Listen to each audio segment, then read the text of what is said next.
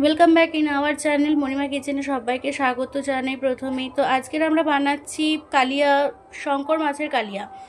তো শঙ্কর মাছের কালিয়া বানানোর জন্য প্রথমেই আমাদের লাগছে শঙ্কর মাছ, আর পাশে আছে কুচিয়ে রাখা পেঁয়াজ, আদা, রসুন, টমেটো, ধনে, মৌরি, জিরে।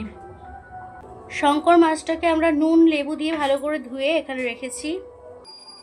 সব মশলাগুলো যে রেখেছিলাম এবার বেটে নেব। শঙ্কর কালিয়া বানানোর জন্য প্রথমেই আমরা মাছটাকে একটু রেডি করে নেব। তো মশলা হিসেবে দিয়ে দিচ্ছি প্রথমেই হলুদ,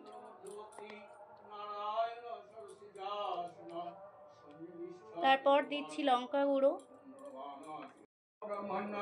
নুন দিয়ে দেব পরিমাণ মতো, কুচিয়ে রাখা পেঁয়াজটা অ্যাড করব। আমরা যে মশলাটা পেস্ট করলাম তার মধ্যে ধনে, মৌরি, জিরে, আদা, রসুন, টমেটো বাটা সেটা অ্যাড করে দেবো। দিয়ে দেবো কিছুটা সর্ষের তেল। মাছটা খুব ভালো করে মেখে নিতে হবে।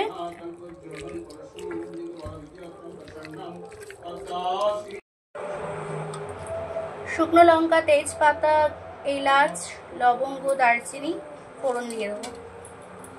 গোটা জিরে দিয়ে দেবো। এবারে অ্যাড করব পেঁয়াজ।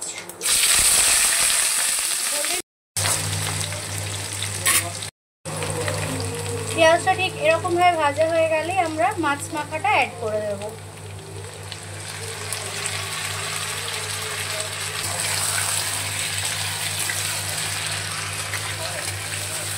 মাছটাকে হালকা আঁচে ভালো করে কষিয়ে রান্না করতে হবে। আমি একটু ঢাকা দিয়ে দেবো।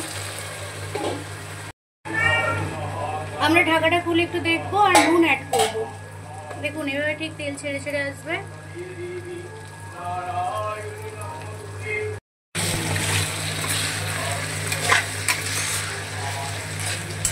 রেডি হয়ে গেছে আমাদের শঙ্কর কালিয়া। শঙ্কর কালিয়া রেসিপিটা যদি কারোর ভালো লেগে থাকে তো সবাই একটা করে লাইক করে দেবেন, আর প্লিজ শেয়ার সাবস্ক্রাইব করবেন চ্যানেলটাতে। Thank you.